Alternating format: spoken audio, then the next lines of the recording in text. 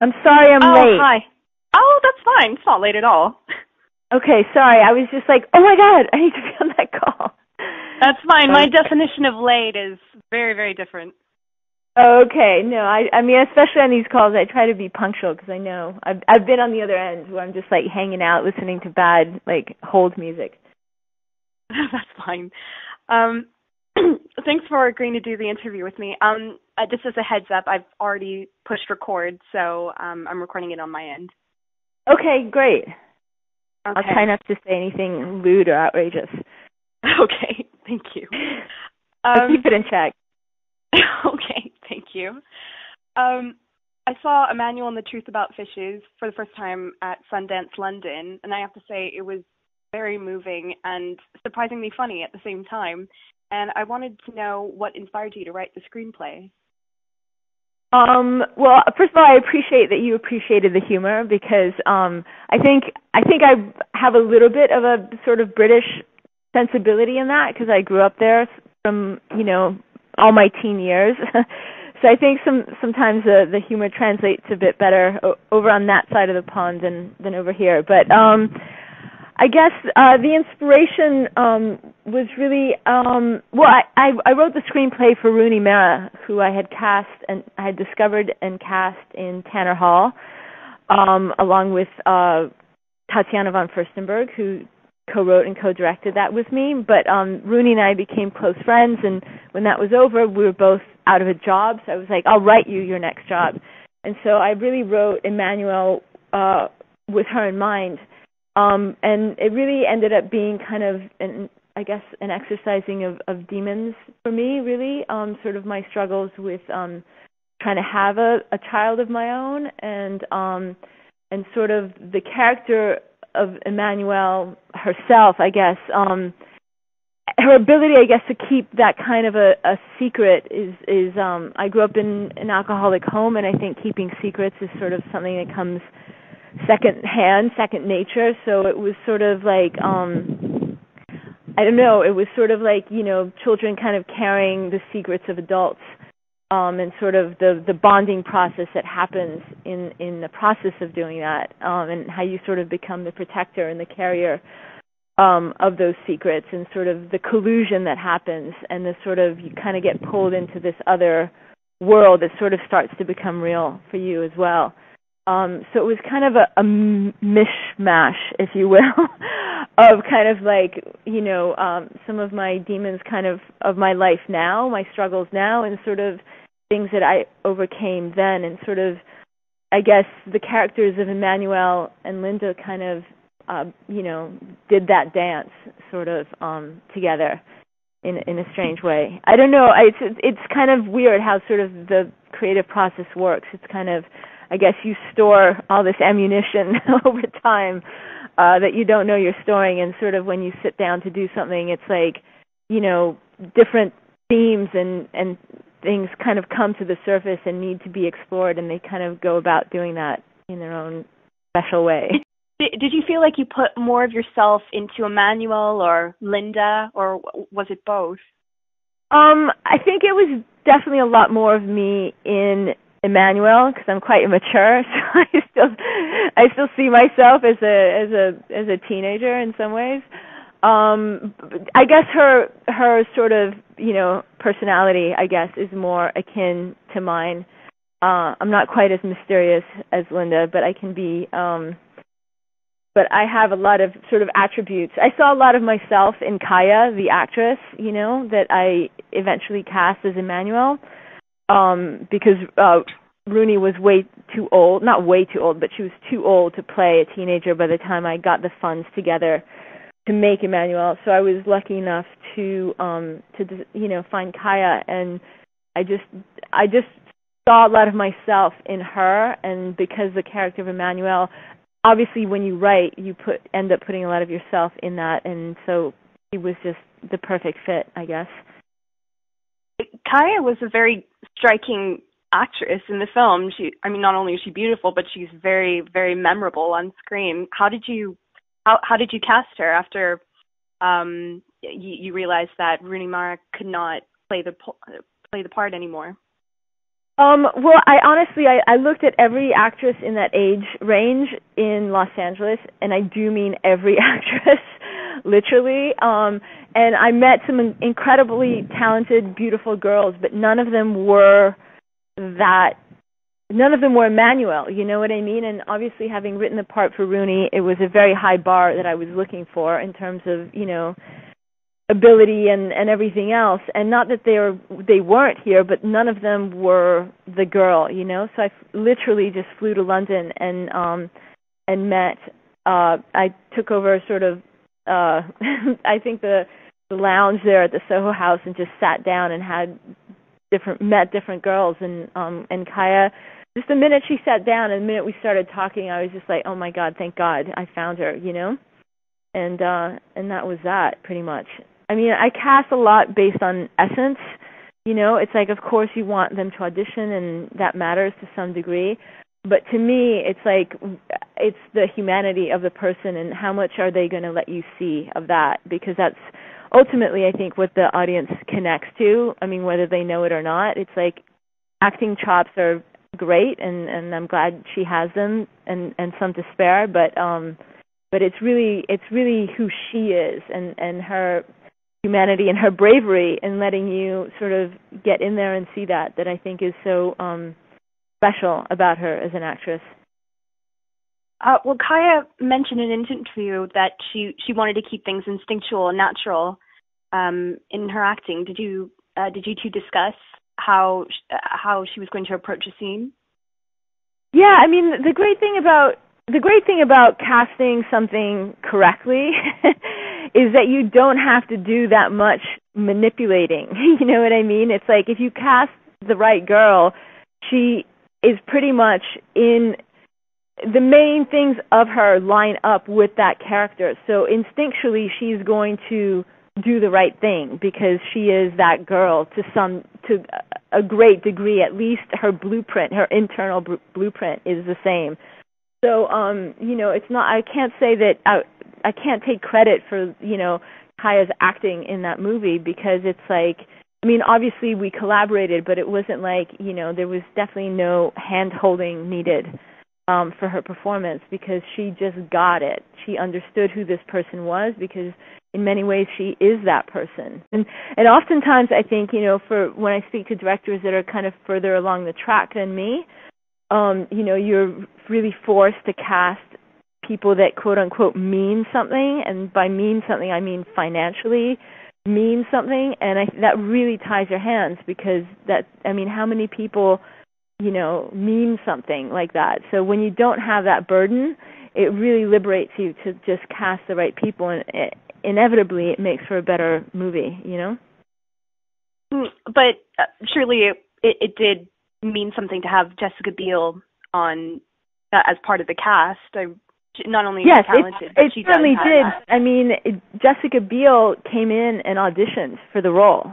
You know what I mean? And it's like it's like she doesn't need to audition for roles. I doubt she auditions for roles usually, but she really wanted the part, and to the point that she was willing to audition for a fairly novice director because she wanted that part, and she knocked it out of the ballpark in her audition. And I mean that is the only reason she got the part, is because I was like, oh my God, I'm so excited by this audition. I'm so excited by her, and I'm so excited for audiences to discover, this side of her, because I don't feel she gets an opportunity really to do that kind of a role, in large part because she is so beautiful and she is a movie star, and and it's like they get typecast, just as quickly as the next. She's very believable as this mother, and was it important in the casting process to have that chemistry between Linda and Emanuel?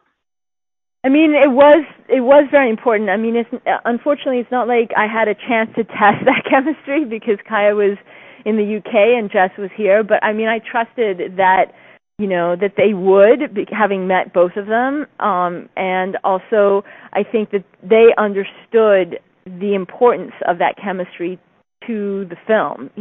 That was, and I discussed it, with separately and together, sort of, that was in sort of an integral part of this working, and I think, there's a lot to that relationship, and I think it's quite layered, and I think there's some, to some degrees, like some sexual undertones to it, and and friendship and many things, and who's the mother and who's the daughter, and it's like it's complicated as which is what makes it kind of interesting and nuanced.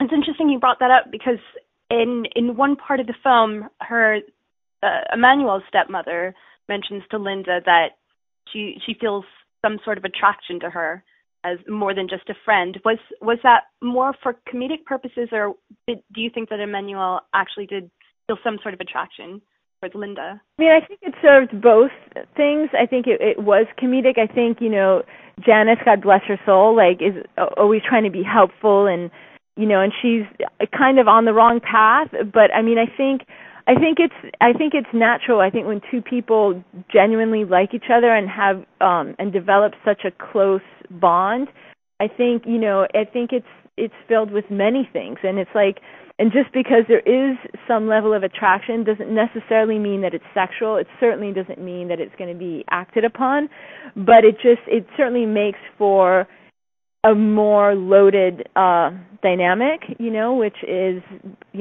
more interesting, I think. How did you find the right doll, to play baby Chloe, so to speak?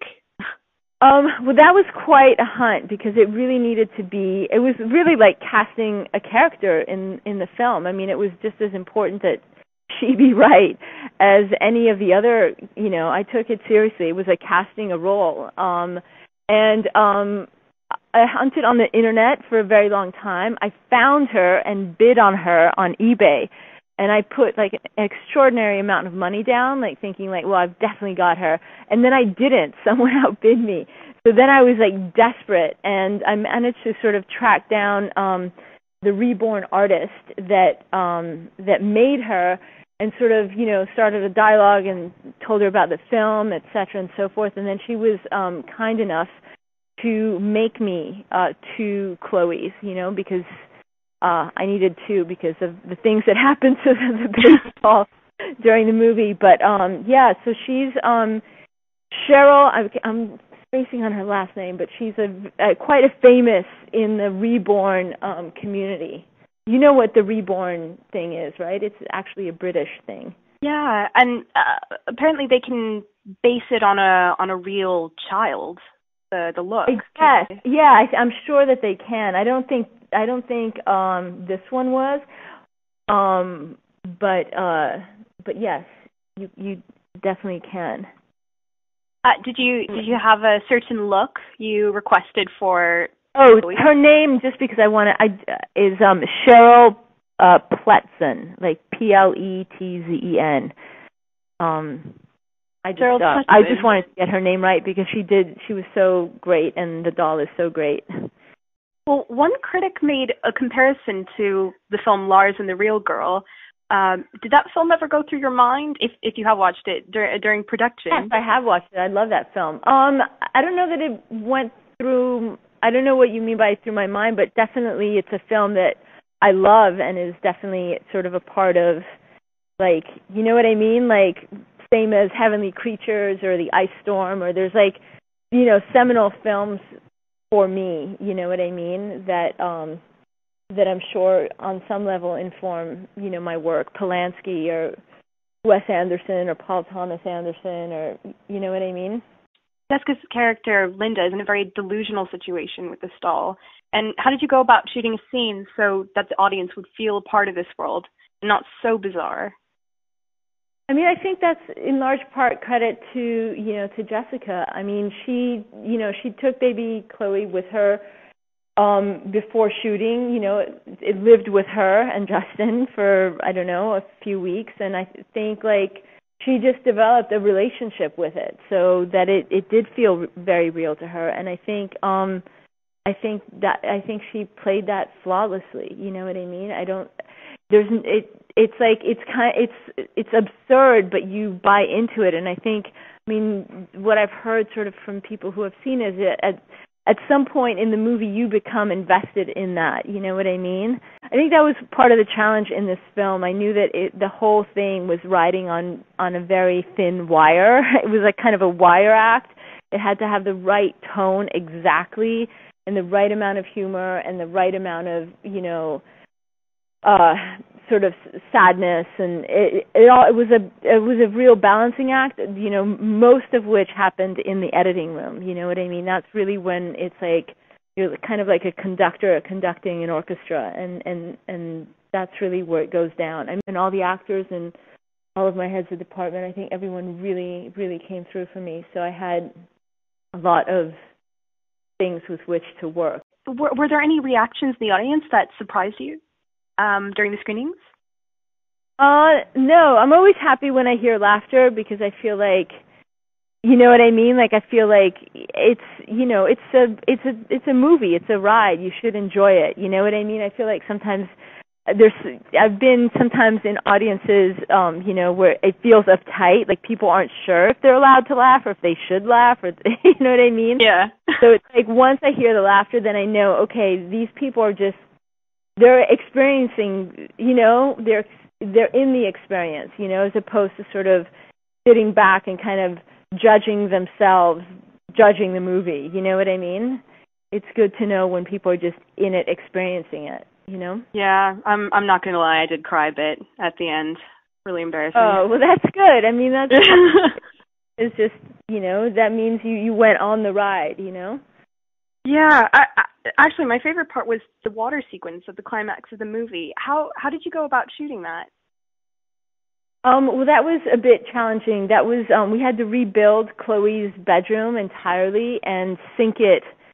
We rebuilt it in a parking lot in Long Beach, and then we sank it in a tank. So it was all, it was all real. It wasn't like a CGI situation. And it was quite a harrowing experience. I mean, super fun, and it really, it really grew my appetite to do more kind of spectacle, magical stuff. Like, I really want an opportunity to do more of that on the screen. But this was certainly a great first taste of doing sort of more challenging kind of work. Will the audience ever get to see the B-roll footage of this water tank? Oh, that's a good question. I don't know. I don't know about that. I mean, to me, with B-roll and all that kind of stuff, it kind of takes away from the magic of the movie. You know what I mean? Yeah. Like, I don't know that you want to see sort of like, someone running in with a wetsuit on and tanks and like shoving air supply into Kaya's mouth. You know what I mean? It's more like it takes away from like the movie, the dream, A big theme in this film is motherhood. Did you draw any inspiration from your own mother? Yeah, I think I was starting to say that. I mean, I think, for pretty much everyone, I mean, I think their seminal relationship is with their mother. It's the sort of kind of informs pretty much every other relationship thereafter. And I mean, I actually have an amazing relationship with my mother now, but I think she was an actress when I was growing up, so there was a lot of times that she would have to leave to go to work, for months at a time. So I think that sort of, I think that informed Emanuel in as much as sort of, there's that feeling of loss of a mother. And just a feeling of loss in general. And I think for children, separation from their mother is like a big deal and kind of impacts you in a real way. So I also lost my mother for a stretch there to addiction, even though, she's back now and has been for over 20 years. But I mean, I think that had a big impact.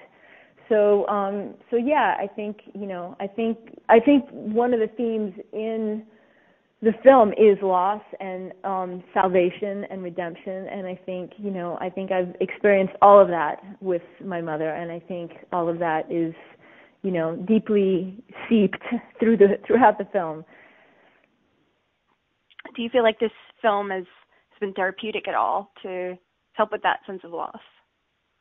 Definitely. I mean, I think it saved me oodles of money that I would have otherwise spent in therapy. I mean, I think, for those of us blessed to have an artistic outlet, I think that is, I mean, at least for me, that's one of the biggest purposes that it serves is maintaining what sanity I have. I think I owe in a big part to, my ability to write and create, because that's kind of how you sort of transpose, the madness into, I guess, an art form that is both cathartic for you and hopefully, I don't know, inspirational, or, it's a point of communion for everyone, because I think a lot of times, in our lives we go through things and we're very much alone in our own heads and think like, we're the only ones going through any of this. But really, when you pare it down, it's the human experience, and it's not very different. When we're more the same than we are different at the end of the day. Hang on a second. Getting another call, actually from my mom, but I will wait and call her back. Okay. Okay.